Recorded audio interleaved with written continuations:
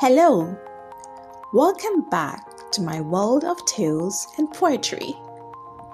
If you love being captivated by the most gripping, emotionally intense stories you will ever come across in Africa, then you are definitely in the right place. In today's episode, I'll be reading an exclusive story straight from my personal library. It is titled Scented Hearts. This is a tale of friendship, hidden desires, and the dangerous game we play with a heart. So, I want you to sit back, relax, and get comfortable. But before the curtains open, make sure to hit that subscribe button right now to secure your permanent seat in our storytelling family. Turn on your notification bell too, because you won't want to miss a single chapter. Are you ready? Let's dive into Scented Heart.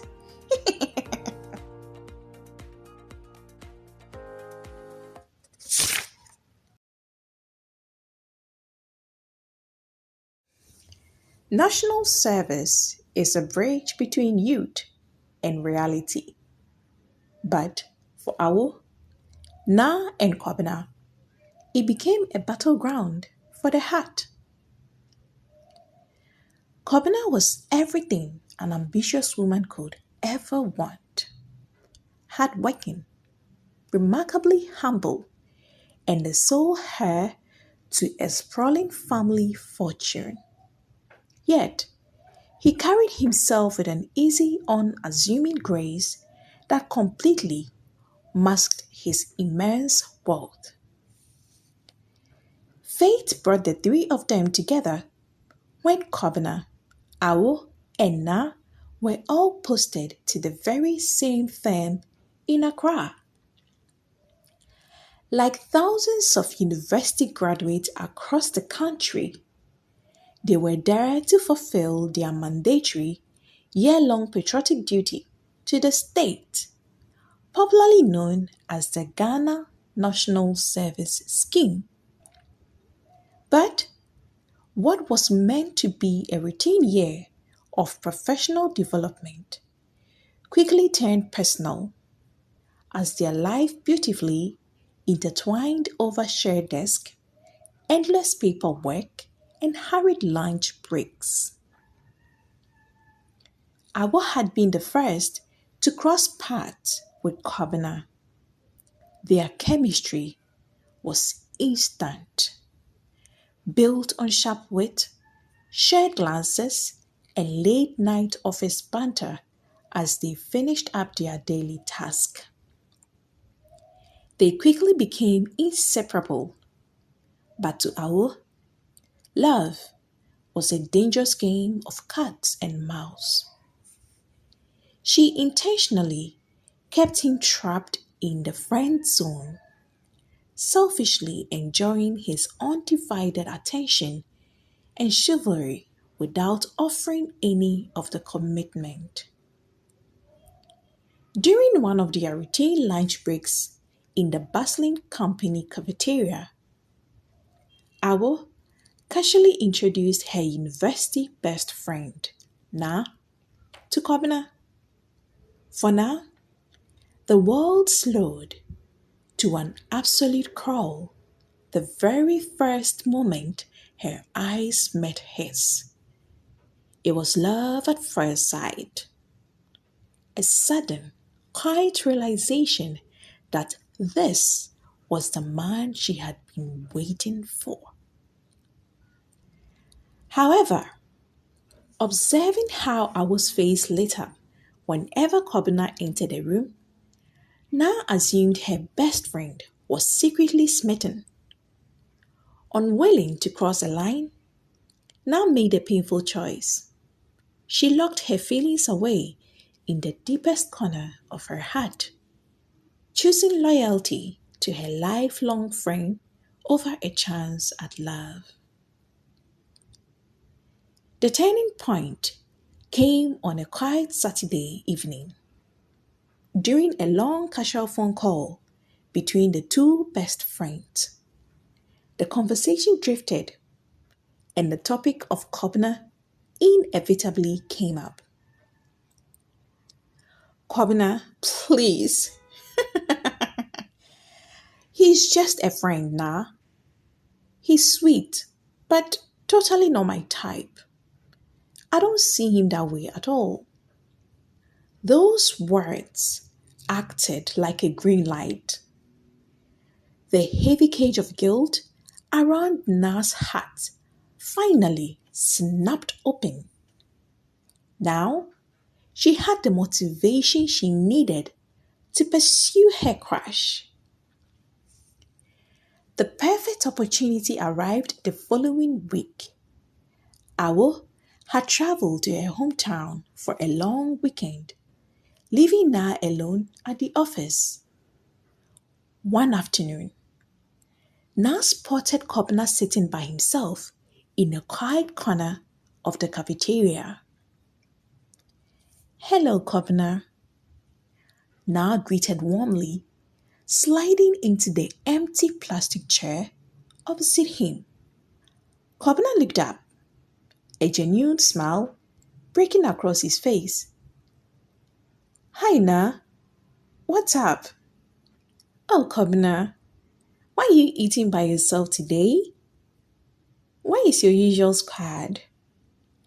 Na asked, trying to sound casual as she sat across from him. "You know, they are held up with a massive backlog in their department," he explained, pushing his half-eaten plate of jollof aside to give her his full attention. "They'll be late for lunch today. You know how my department is. We don't have a lot of pressure sometimes, especially on days like today." "Oh, I understand," Na said, shifting slightly in her chair, her nerves briefly getting the better of her. Awo told me she will return from her hometown tomorrow. Did you know?" "Yes, that was what she texted me too," Kobna replied, a warm, easy smile breaking across his face. With Awo absent, the conversational wall fell completely. What started as casual small talk bloomed into a deep, hour-long conversation that neither of them wanted to end. Free from the usual distractions, they opened up about their childhoods, their deepest fears, and their wildest dreams. By the time the lunch bell rang, signaling it was time to return to their desk, an unspoken spark had been ignited between them, one that would change everything. When Awa returned to work the next day, the dynamic had shifted completely. Kobna and Na were now sharing inside jokes and sitting close together at lunch. What stung the most was learning that Kobna had started driving Na all the way home after work, a chivalrous gesture she used to enjoy alone. From her desk, Awo noticed every single detail: the subtle, lingering touches, the soft glances, and the sudden warmth between them, and an unexpected toxic wave of jealousy flooded her system. The attention she took for granted was slipping away. Unable to contain her brewing anger, Awo confronted Kobna in the hallway one evening after hours. "What is going on between you and Na?" Awo demanded, her voice laced with uncharacteristic sharpness. Is there something you are not telling me?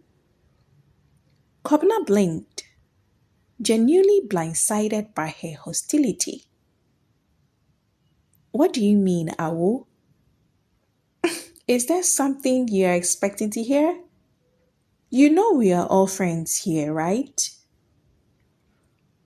But Awo wasn't buying it. The air between them felt different, and she hated it. Na decided she could no longer live in the shadows of her own silence. It was time to lay all her cards on the table.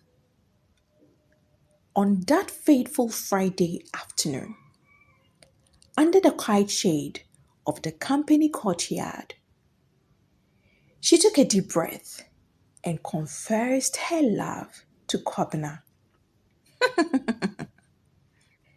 With her hands trembling and her heart hammering against her ribs, she poured out her deepest feelings, detailing every moment she had secretly fallen for him.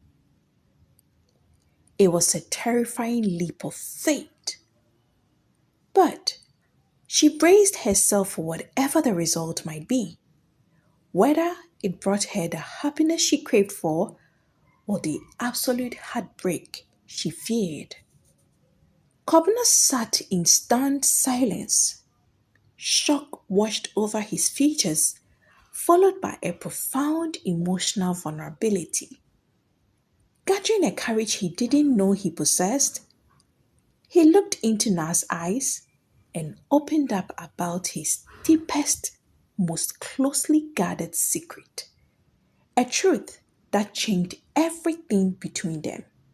Meanwhile, blinded by a fierce desire to reclaim what she thought was hers, Awo's jealousy turned into obsession.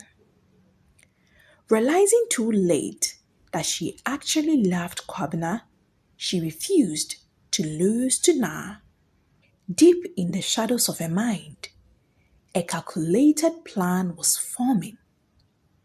Awo was determined to win him back by any means necessary, and neither Na nor Kobna had any idea of the storm that was about to hit them. And that brings us to the gripping end of Scented Hearts, Chapter 1. What a tangled web these three have woven. In our next episode, the mystery deepens. We are going to dive straight into the shadows to uncover Kobna's deeply guarded secret. Witness the dark unraveling of Awo's calculated plan and see if this lifelong friendship can survive the ultimate test. Trust me, you're not ready for the twist coming up. Thank you so much for watching and sharing this story with me today. Don't forget to drop a comment below letting me know whose side you're on. Until next time, take care and bye-bye.